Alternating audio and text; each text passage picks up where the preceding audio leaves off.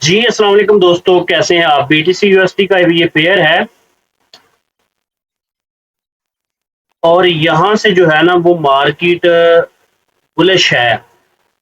लेकिन थोड़ा-सा जो है ना, थोड़ा-सा हम वेट करेंगे, थोड़ा-सा वेट इसलिए करना है कि मैं चाहता हूँ कि मार्केट को थोड़ा-सा ना इस एरिये में आए। वैसे हमारी इस जगह पे एंट्री है बाय की, इस जगह पे। लेकिन थोड़ा नीचे आता है ना, तो फिर देखते हैं इसका क्या करना है। क्योंकि ये लाइव ही मार्केट जा रही है, चल रही है, आप देख सकते हैं।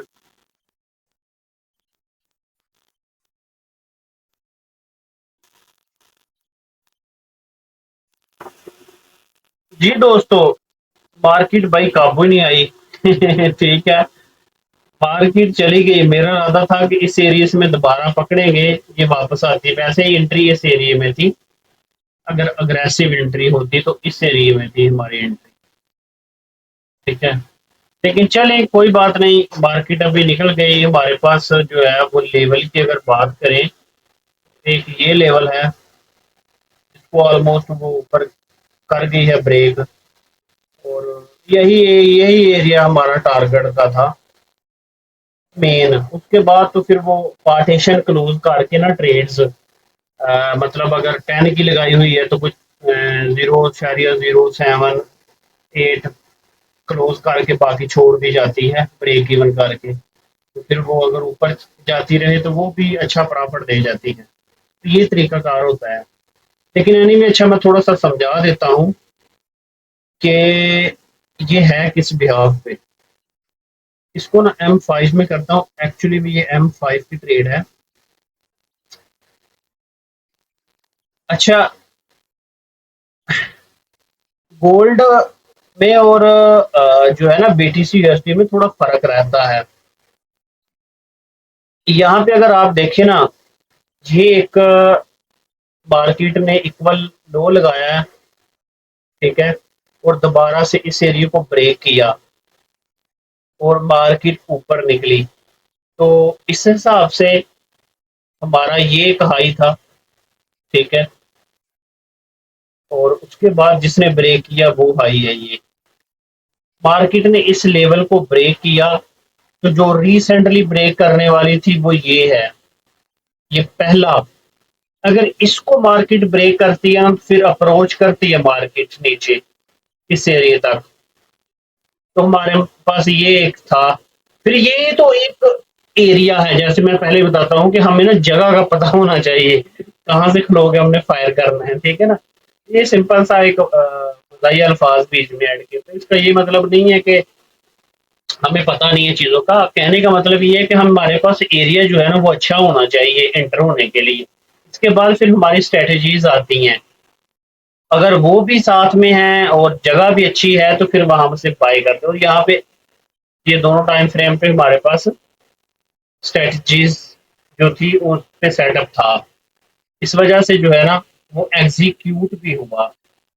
ठीक है, तो वो एग्जीक्यूट हुआ। अभी इसको छोड़ दिया जाए ना, सिर्फ यहाँ से अगर बात की जाए, यहाँ से यहाँ से बात की जाए तो ये देखें, मार्केट नीचे आई है, ऊपर गई है, नीचे आई है, इक्वल लो बनाया है। ठीक है, दोबारा मार्केट ऊपर गई है और यहाँ पे इसने ब्रेक किया है और मार्केट दोबारा नीचे आई है। इसने अपना ये लो भी यहाँ पे ब्रेक किया है। ब्रेक करने के बाद मार्केट ऊपर निकली है। मार्केट ने अपना जो कन्फर्म था, एक छोटे लेवल का कन्फर्म, जो लोअर हाई था वो ब्रेक कर दिया मार्केट ने ऊपर। ठीक है, इस हिसाब से हमारा एक ये जोन था ट्रेड करने के लिए, बाय एंट्री पकड़ने के लिए। यहाँ पे मार्केट इस एरिया में हमें साइन दे रही थी बाय का, इस एरिया में, इस एरिया में बाय का साइन दे रही थी। लेकिन क्या था कि वो हमारे पास जो है ना एरिया अच्छा नहीं है बाय करने के लिए, कन्फर्म एरिया नहीं था। यहाँ तो कन्फर्म ये एरिया है, यहाँ कन्फर्म ये एरिया है। तो ये चीजें ना देखनी पड़ती, सबसे मुश्किल काम यही है अभी इस एरिया की बात करें तो एक ही कैंडल ने वो उसको ब्रेक कर दिया है। जब किसी लेवल को कैंडल डायरेक्टली ब्रेक कर देती है तो थोड़ा सा ना एहतियात करनी चाहिए।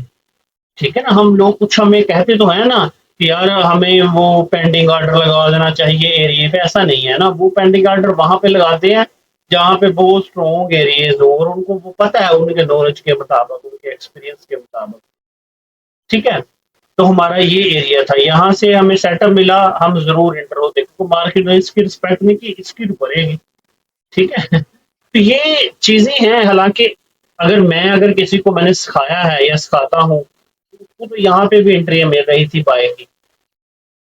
ठीक है, अगर बंदा ज़ाहिर है, अगर वो यहाँ पे भी एंट्री लगाता, एसएल करवाता, यहाँ पे एंट्री लगाता, यहाँ पे भी एंट्री लगाता, एसएल करवाता, यहाँ पे एंट्री लगाता, प्रॉफिट होता, उसके ये दोनों लॉस भी रिकवर हो सकता है ना होते। ठीक है ना, जो ये जो डर था ना ये दो ट्रेड का उसके जहन में रहता और वो इससे जल्दी निकल जाता, ये प्रॉफिट जल्दी ही क्लोज करता, चाहे कहीं ये भी ना हासिल कर जाए।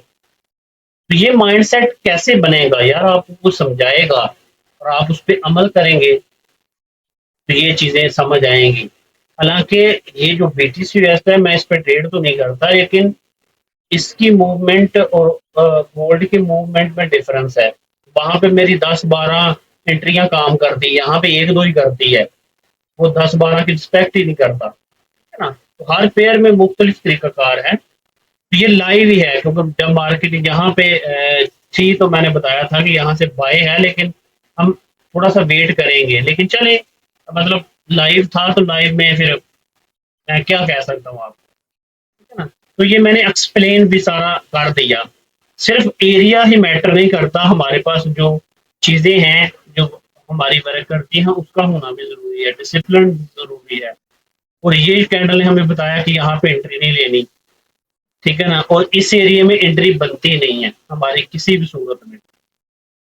अगर अग्रेसिव, फर्ज करो अग्रेसिव एंट्री ली भी जाए ना, तो जब ये जो इस तरह से ये हो रही है ना, छोटी छोटी कैंडलें बन रही हैं ऐसे ऐसे ऐसे, रेंज स्टार्ट हो गई, छोड़ दो, ट्रेड निकाल दो और रेस्ट करो, कोई मसला नहीं है, दोबारा मिल जाएगी। आज की वीडियो में इतना ही, अपना ख्याल रखिएगा। अल्लाह।